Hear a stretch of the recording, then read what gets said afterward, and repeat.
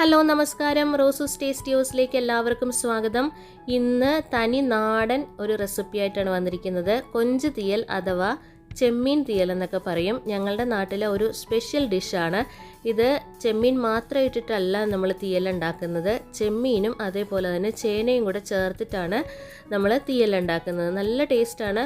ഉച്ചയ്ക്കൊക്കെ ചോറിൻ്റെ കൂടെ സൈഡ് ഡിഷായിട്ട് കഴിക്കാനായിട്ട് ഒരു അടിപൊളി കോമ്പിനേഷനാണ്. അപ്പം എല്ലാവരും ട്രൈ ചെയ്ത് നോക്കണം.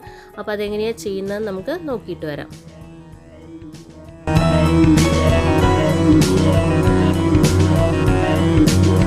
അതിന് വേണ്ടിയിട്ട് ഞാൻ 1/2 കിലോ ചേന എടുത്തിട്ടുണ്ട്. ഇത് 1/2 കിലോ മുഴുവൻ ഞാൻ എടുക്കുന്നില്ല. ഇതിനകത്ത് നിന്ന് ഒരു 400 ഗ്രാം ചേന മാത്രം ഞാൻ എടുക്കുന്നുള്ളൂ.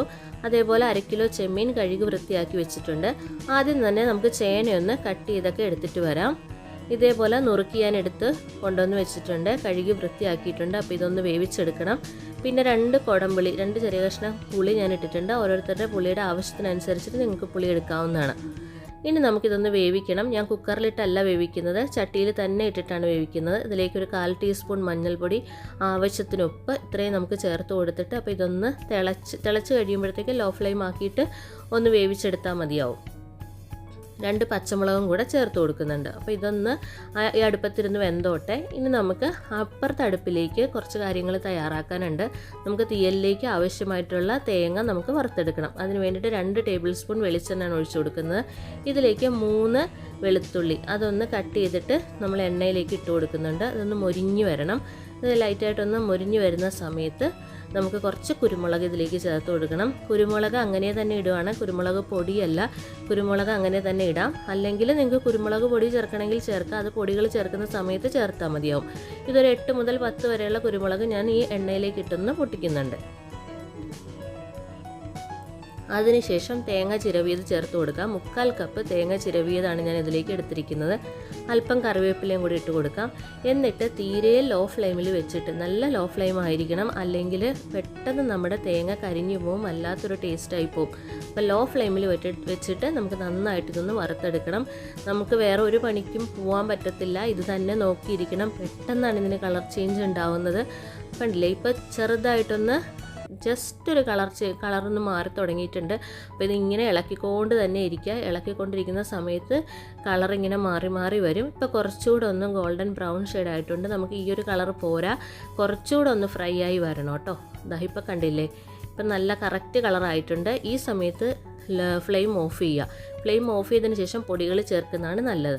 ഇതിലേക്ക് ചില്ലി പൗഡർ, മുളക് പൊടി 2.5 ടേബിൾ സ്പൂൺ ചേർത്ത് കൊടുക്കുന്നുണ്ട്. അതിനുശേഷം 1.5 ടേബിൾ സ്പൂൺ മല്ലിപ്പൊടി ചേർത്ത് കൊടുക്കുന്നുണ്ട്. അതിനുശേഷം 1/4 ടീസ്പൂൺ മഞ്ഞൾപ്പൊടിയും ചേർത്ത് കൊടുക്കുന്നുണ്ട്. ഇത്രയാണ് നമ്മൾ പൊടികൾ ചേർത്ത് കൊടുക്കുന്നത്. ഈ സമയത്ത് നിങ്ങൾ ആദ്യം കുരുമുളക് ഇട്ട് പൊട്ടിച്ചില്ലെന്നുണ്ടെങ്കിൽ ഈ സമയത്ത് നിങ്ങൾക്കൊരു 1/4 ടീസ്പൂൺ മുതൽ 1/2 ടീസ്പൂൺ വരെ കുരുമുളക് പൊടി ഈ സമയത്ത് നമുക്ക് ചേർത്ത് കൊടുക്കാവുന്നതാണ്. എന്നിട്ട് ഫ്ലെയിം നമുക്ക് വീണ്ടും ഓൺ ചെയ്യാം, ലോ ഫ്ലെയിമിലാക്കുക. എന്നിട്ട് നന്നായി മിക്സ് ചെയ്ത് കൊടുക്കുക. നമ്മൾ ഫ്ലെയിം ഓഫ് ചെയ്തിട്ട് പൊടികൾ ചേർക്കുന്നത് പൊടികൾ കരിയാതിരിക്കാനാണ് കേട്ടോ. അപ്പോൾ ഇനി ഇതൊന്ന് ആറിക്കഴിയുമ്പോഴത്തേക്ക് മിക്സിയിലിട്ടൊന്ന് അരച്ചെടുക്കണം. അപ്പോൾ ആദ്യം വെള്ളം ചേർക്കാതെ ഒന്ന് നന്നായിട്ട് 2-3 തവണ ഒന്ന് പൾസ് ചെയ്ത് പൊടിച്ചെടുത്തതിന് ശേഷമാണ് നമ്മൾ വെള്ളം ചേർത്ത് ചെയ്യേണ്ടത്. കാര്യം നമ്മളിതിൽ വെള്ളം കൂടുതലായിട്ട് ചേർക്കേണ്ട ആവശ്യമില്ല. കൂടുതൽ വെള്ളം ചേർത്ത് കഴിഞ്ഞാൽ നന്നായി അരയില്ല. ഒരല്പം മാത്രം വെള്ളം ചേർത്തിട്ട് നല്ല ഫൈൻ പേസ്റ്റായിട്ട് അരച്ചെടുക്കണം. ഒട്ടും തന്നെ തരി ഉണ്ടാവാൻ പാടില്ല. അതുകൊണ്ടാണ് ഞാൻ ആദ്യം വെള്ളം ചേർക്കേണ്ടെന്ന് പറഞ്ഞത്. കണ്ടില്ലേ, ഇതേപോലെ നല്ല പേസ്റ്റായിട്ട് ഞാൻ അരച്ചെടുത്തുകൊണ്ട് വന്നിട്ടുണ്ട്. ഈ സമയത്ത് നമ്മുടെ ചേന എന്തായെന്ന് നോക്കാം. ചേന ഈ സമയത്ത് വെന്തിട്ടുണ്ടാവും. ഞാനൊരു ഫോർക്ക് വെച്ചിട്ട് കുത്തി നോക്കുന്നുണ്ട്. കണ്ടില്ലേ, കറക്റ്റായിട്ട് വെന്തിട്ടുണ്ട്. ചില ചേനയൊക്കെ എന്ന് പറഞ്ഞാൽ പെട്ടെന്ന് വേകും കേട്ടോ. നല്ല വേകുന്ന ചേനയാണെങ്കിലാണ് ഈ ഒരു കറി ടേസ്റ്റ് ഉണ്ടാവുക. ഇനി ഇതിലേക്ക് നമ്മുടെ ചെമ്മീൻ ചേർത്ത് കൊടുക്കാം. ചെമ്മീൻ ഒരുപാട് വേവൊന്നുമില്ല. ഒന്ന് തിളച്ച് ഒരു 1-2 മിനിറ്റ് ഒന്ന് കുക്ക് ചെയ്യുമ്പോൾ തന്നെ നമ്മുടെ ചെമ്മീൻ വെന്തോളും. അതുകൊണ്ടാണ് ഞാൻ ചേന ഏകദേശം കുക്കായതിനു ശേഷം മാത്രം ചെമ്മീൻ ഇട്ട് കൊടുത്തത്. ഇതിലേക്ക് പുളി, നമ്മൾ വെള്ളത്തിലിട്ട് വെച്ചിരുന്ന പുളിയും കൂടി ഞാൻ ഇതിലേക്ക് ചേർത്ത് കൊടുക്കുന്നുണ്ട്. അപ്പോൾ ഇതൊന്ന് തിളച്ചിട്ടുണ്ട്.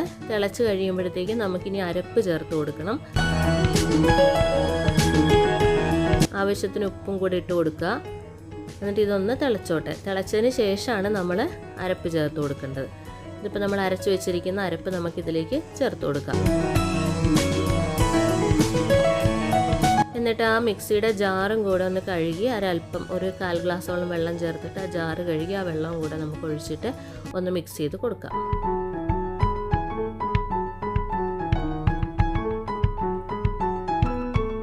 ഇനി ഇത് നന്നായിട്ടൊന്ന് തിളയ്ക്കണം. നന്നായി തിളച്ച് വരുമ്പോഴത്തേക്കും നമുക്ക് മൂടി വെച്ചിട്ട് ലോ ഫ്ലെയിമിലിട്ടിട്ട് നന്നായിട്ടൊന്ന് വറ്റിച്ചെടുക്കണം. അപ്പോൾ നമ്മുടെ എണ്ണയൊക്കെ പുറമേ തെളിഞ്ഞ് വരും. അതാണ് അപ്പോൾ കറക്റ്റ് പരുവായി എന്നാണ് മീനിങ്.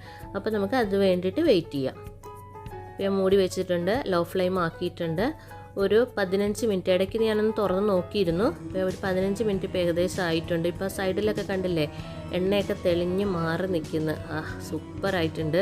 അപ്പോൾ ഇങ്ങനെ വേണം നമ്മുടെ കറി ഇരിക്കാനായിട്ട്. ഇനി എല്ലാം കൂടെ ഒന്ന് മിക്സ് ചെയ്ത് കൊടുക്കുക. ഈ സമയത്ത് ഉപ്പോ പുളിയോ എന്തെങ്കിലുമൊക്കെ മിസ്സിങ് ആണെങ്കിൽ അത് നോക്കാം. എനിക്ക് പുളി കറക്റ്റായിരുന്നു. നിങ്ങളുടെ പുളി അനുസരിച്ചിട്ട് വേണം നിങ്ങൾ ചേർത്ത് കൊടുക്കാനായിട്ട്. അപ്പം ഇതിപ്പോൾ റെഡി ആയിട്ടുണ്ട്. ഇനി നമുക്ക് ഇതിലേക്ക് താളിച്ചൊഴിക്കാം. അതിന് വേണ്ടിയിട്ട് വെളിച്ചെണ്ണ ഞാൻ 2 ടേബിൾ സ്പൂൺ ഒഴിച്ച് കൊടുക്കുന്നുണ്ട്. അപ്പോൾ ഇതൊരു നാടൻ റെസിപ്പി ആയതുകൊണ്ട് തന്നെ നമ്മൾ തേങ്ങ വറുക്കാനും വെളിച്ചെണ്ണ തന്നെയാണ് എടുത്തത്.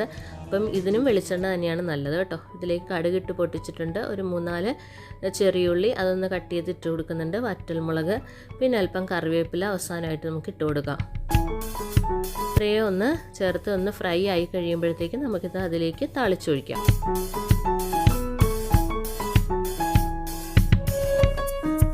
ഈ ഒരു താളിച്ചൊഴിക്കൽ പരിപാടിയും കൂടെ കഴിയുമ്പോഴത്തേക്ക് നമ്മുടെ കറി സെറ്റായി. ഇത് കുറച്ച് നേരം ഇരുന്നതിന് ശേഷം നമ്മുടെ ചോറിലേക്ക് സെർവ് ചെയ്യുന്നതാണ് എപ്പോഴും ടേസ്റ്റ്. ഇത് കുറച്ച് നേരം ഇരിക്കുമ്പോഴാണ് ഈ കറിക്ക് കൂടുതൽ രുചി വരിക. ഇതിപ്പോൾ ഞാനൊരു സെർവിങ് പ്ലേറ്റിലേക്ക് മാറ്റിയിട്ടുണ്ട്. ഭയങ്കര ടേസ്റ്റാണ്. നിങ്ങൾ ഇതുവരെ ഈ ഒരു കോമ്പിനേഷൻ ട്രൈ ചെയ്തിട്ടില്ലെന്നുണ്ടെങ്കിൽ ഉറപ്പായും ട്രൈ ചെയ്യേണ്ട ഒരു വിഭവം തന്നെയാണ്. നമുക്ക് ചോറിൻ്റെ കൂടെ കഴിക്കാൻ നല്ല രുചിയാണ്. ഇതിൻ്റെ കൂടെ ഒരു തോരനും കൂടെ ഉണ്ടെന്നുണ്ടെങ്കിൽ നല്ല കുശാലായി. അപ്പം ഇത് ചേന ഉപയോഗിച്ചിട്ടല്ലാതെ നിങ്ങൾക്ക് പൊട്ടറ്റോ ഉപയോഗിച്ചിട്ട് വേണമെങ്കിൽ ചെയ്യാം കേട്ടോ. ഞാൻ പൊട്ടറ്റോ ഉപയോഗിച്ചിട്ടും ചെയ്യാറുണ്ട് ചേന ഇല്ലാത്തപ്പോൾ. അപ്പോൾ എല്ലാവരും ട്രൈ ചെയ്ത് നോക്കുക. അടുത്ത അടിപൊളി റെസിപ്പിയായിട്ട് ഞാൻ വീണ്ടും വരുന്നതാണ്. അപ്പോൾ ആദ്യമായിട്ട് ചാനൽ കാണുന്ന എല്ലാ ഫ്രണ്ട്സും വീഡിയോ കണ്ട് ഇഷ്ടമാവുകയാണെന്നുണ്ടെങ്കിൽ ഒന്ന് ചാനൽ സപ്പോർട്ട് ചെയ്യണേ, സബ്സ്ക്രൈബ് ചെയ്യണേ. അപ്പോൾ ഉടനെ കാണാം ഫ്രണ്ട്സ്. Thank you. ബൈ.